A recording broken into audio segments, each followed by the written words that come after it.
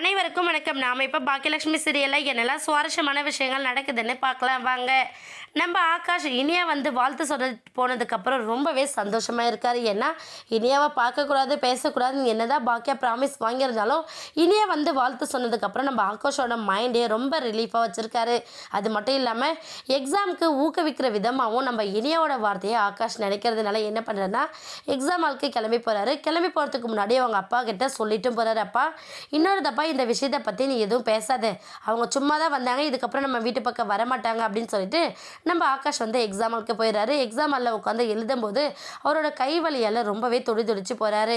ஐயோ இன்னும் கொஞ்சம் எழுதுறது இருக்குது, கை இப்படி வலிக்குது அப்படிங்கிற அளவுக்கு சலிச்சுக்கிட்டே எழுதிக்கிட்டு இருக்காரு.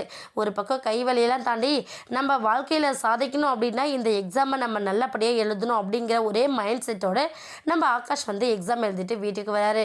வீட்டுக்கு வந்ததுக்கப்புறம் தான் பெரிய ப்ராப்ளமே நடந்திருக்கு அப்படிங்கிறத நம்ம ஆகாஷ் செல்வி 2 பேருமே தெரிஞ்சுக்கிறாங்க.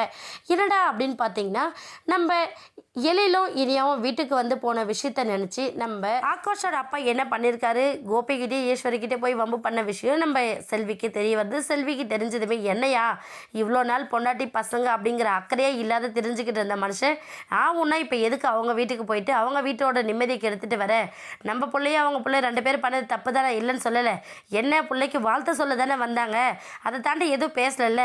அங்கே வந்து எழில் தம்பி என்ன சொன்னார் தெரியுமா, நீ எதுவுமே பேசலன்னு சொன்னார், நீ என்னென்னா புதுவிதமான பிரச்சனை கிளப்பிட்டு வந்திருக்கேன், என்னையா மனுஷன் நீ அப்படிங்கிற மாதிரி நம்ம செல்வி ஒரு பக்கம் பேசுகிறாங்க. இதை கேட்டு ஆகாஷ் ஒரு பக்கம், என்னப்பா நான் அத்தனை தப்பா உங்ககிட்ட சொல்லிட்டு போனேன்ல, நீ ஏன் அதை புரிஞ்சுக்காம அவங்க வீட்டில் போய் பிரச்சனை பண்ணிட்டு வந்தா, இதனால திரும்ப பிரச்சனை வளர்ந்துக்கிட்டே தானே இருக்கும் அப்படிங்கிற மாதிரி நம்ம செல்வி வந்து ரொம்ப ஃபீல் பண்ணுறாங்க.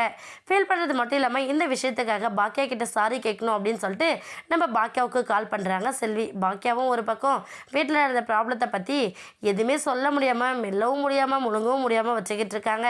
செல்வி ஃபோன் பண்ணதுமே என்னாச்சு செல்வி அப்படின்னு கேட்க, இல்லைக்கா இந்த மனுஷன் வீட்டுக்கு வந்து கத்திட்டு வந்திருக்காராமே, எனக்கு இப்போதாக்கா சொன்னார் அப்படிங்கிற மாதிரி நம்ம செல்வி சொல்ல, உடனே பாக்கியம் வந்து ஆமாம் செல்வி இங்கே ஏதோ வந்து பேசிட்டு போயிருப்பார் போல இருக்கு, இவங்களும் கோவத்தோட கிளம்பி வீட்டை விட்டு வெளியில் போயிட்டாங்க அப்படின்னு சொல்லிட்டு நம்ம பாக்கியா சொல்கிறாங்க. இதை கேட்டதுமே நம்ம செல்வி வந்து ரொம்ப ஷாக் ஆயிடுறாங்க. இதுக்கப்புறம் நம்ம கோபி ஈஸ்வரி கண்டிப்பாக தந்திரமாக செயல்பட்டு நம்ம பாக்கியாவை தான் கண்ட்ரோலுக்கு கொண்டு வரணும்னு நினைக்க போகிறாங்க. அந்த ப்ராப்ளத்தை நம்ம பாக்கியா எப்படி ஃபேஸ் பண்ண போகிறாங்கன்னு வெயிட் பண்ணி பார்க்கலாம். இந்த வீடியோ உங்களுக்கு பிடிச்சிருந்தா மறக்காமல் நம்ம சேனலை சப்ஸ்கிரைப் பண்ணுங்கள். தேங்க்யூ.